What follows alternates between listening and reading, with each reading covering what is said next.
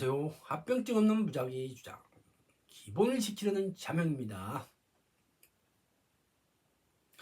보험회사 담당자가 안내문을 보내 자명에게 입을 닫으라는 것 같습니다. 쟁점과 관련한 주요 사실관계를 보고 맞냐 틀리냐를 따져야 하는데 그것은 회피하고 달을 가리키는 손가락을 문제 삼거나 물타기를 합니다. 눈 뜨고도 코베가는 주모선사. 왜 합병증 없는 부작이라 할까요? 자명은 1차와 제2차 사고를 구분해서 합병증, 부작위 등을 판단해야 한다고 주장하지만 제1차 자병과 마녀체는 제1차와 제2차 사고는 구분하지 않고 합병증이 발생하지 않는 부작이라고 합니다. 왜 그럴까요? 아마도 합병증 없는 부작위의 근감원 분쟁 사례, 즉 일회성이 결여된 사례를 대고 심지어 우연성이 결여되었다고 말을 애곡해서 주장합니다.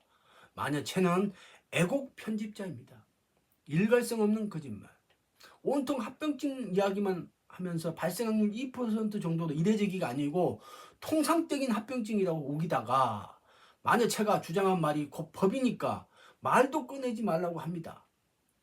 합병증이 아니라며 합병증 없는 부작위로 하는 것은 나름 이유가 있지만 온통 합병증, 통상적 합병증이라 하다가 갑자기 말을 바꿔 안면을 싹 바꿔서 합병증 없는 부작위라고 하는 것이 가능할까요? 이런 일관성 없는 거짓말에 분노하게 됩니다. K선보 담당자가 그런 거짓말을 따르지 않는다고 자명을 구박하는 꼴입니다.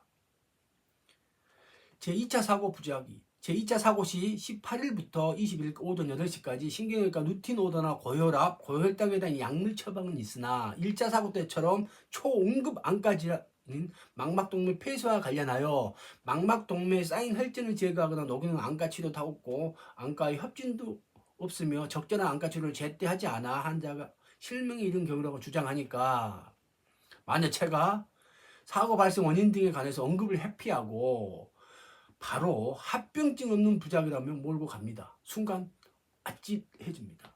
제1차 사고, 제2차 사고의 발생 원인. 정신 차려서 제1차 사고, 제2차 사고 모두 색정물질 역류로 색정물질이 망막동맥을 막은 것인데 한국의료분쟁조정중재원에서 감정세 확인한 내용이고 이는 색정수로 발생한 합병증이 명백합니다.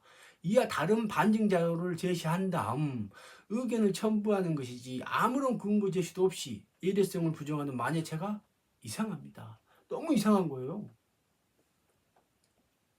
예대성, 외부의 요인. 예대성이란 상해 발생 원인이 피보험자의 신체, 몸속에 있는 게 아니고 바깥에서 오는 거, 외부에 있는 것을 말하는 것이고 가시적이면 족하고 반드시 물리적일 필요는 없다는 것이 금감원의 분쟁조정 사례입니다. 이는 질병보험과 구별하기 위한 것으로 보입니다. 피보험자의 경우 색전술 시 사용되는 기구나 색전 물질 등은 피보험자의 몸속에 있는 것이 아니라 저 외부에 있는 것이므로 자명도 제2차 자변의 의견에 동의하며 이에 관한 다툼은 없습니다. 종양색정술. 이 사건의 경우 제2차 자변은 종양색정술 후 혈관을 막은 현상이 발생하였고 색전술의 부작용 중 하나가 혈전에 의한 색전증이므로 그 색전증은 피보험자의 내인적 이유 때문에 발생한 것이 아니라 종양색정술이라는 예인적 요인으로 발생한 것이라 합니다.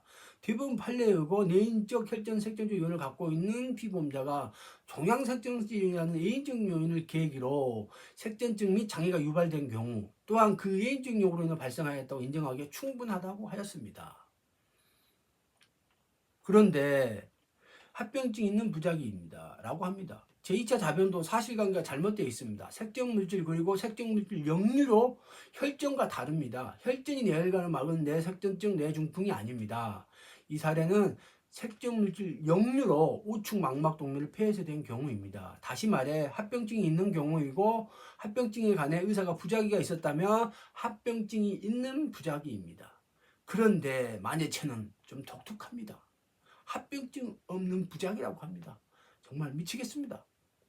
색전물질의 역류 망막동맥 폐쇄 실명이라는 합병증이 버젓이 있는데 혈전 색전증이 하다가 갑자기 발생 확률 2%를 통상적 합병증이라고 또 발광하다가 그 주장과 반대로 합병증 없는 부작이라고 합니다. 이때의 합병증은 어디로 보냈을까요? 그런 분쟁조정 사례로 예외성을 부정하겠다는 거지만 제2차 자문변호 스스로도 예외성을 인정하고 있습니다. 2차 자문 변호사 좀 다르게 전모진한 제1차 변호사의 주장과 짜집기해서 주장합니다. 역시 마녀체는 애곡 편집자입니다. 제2차 서가 부작위 과실. 부작위라고 하니까 자변이 제시한 강주 고법 판례에 의해서도 통상적인 합병증이라도 의료사고로 발생했다면 우연성이 충족된다고 합니다.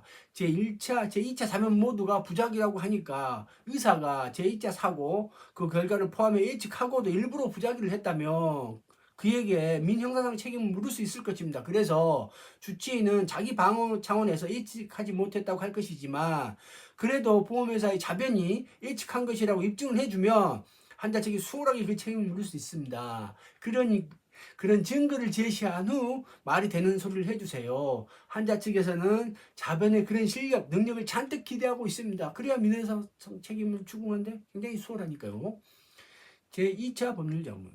제2차 사고, 의사가 눈에 대한 치료를 하지 않는 과실은 의료 과실로 볼 수 없는지 제출된 서류만으로는 확인이 안 됨이라고 버젓이 옵니다. 자변의 말처럼 제출된 서류만은 확인이 안 되니까 의료 자문을 가자는 겁니다. 자변의 핑계를 확인하자는 겁니다. 제출된 서류만은 확인이 안 된다면서 부작위 가실의 환의는 무엇이며 무엇을 근거로 그렇게 판단한 것이 구체적으로 밝혀주십시오. 이렇게 앞뒤가 다른 말을 아무렇게나 하는 자변의 전문성이 의심됩니다. 한국분쟁조정중쟁의료원 결과 2차 자변도 제출된 서류를 판단할 수 없다고 하니까 그 중재원에서 발생 감정서, 합의서, 조정 결과 등에 의거해서 새로운 사실관계가 확인된 만큼 이런 내용으로 재자문을 받아보자고 한 것입니다. 그랬더니 만약 제가 이유 없이 거부하고 씹은 것입니다. 제1차 또는 제2차 법률자문에는 이런 말 한 방울도 없고 사실관계가 들통나면 그동안의 거짓말이 밝혀질 것이 두려웠기 때문일까요? 그래서 껌을 씹나요? 이런 담당자들은 인간적으로 실명이어서 상대하기 싫지만 업무이니까 그래도 몇 자 적어봅니다. 마무리. 이상은 합병증 없는 부작위에 관한 이야기였습니다. 예외성은 색전술 기구 사용 색정물질 투입이고 그로 인한 합병증은 색정물질 역류와 망막폐쇄 실명입니다. 이렇게 좀 구체적으로 합병증을 알 수 있는데도 불구하고 합병증 없는 부작이라고 말을 바꾸니까 너무나 황당했습니다. 궁금한 점 좋은 의견 있으면 댓글에 달아주세요. 보험 상식을 추구하는 깡철 선사였습니다.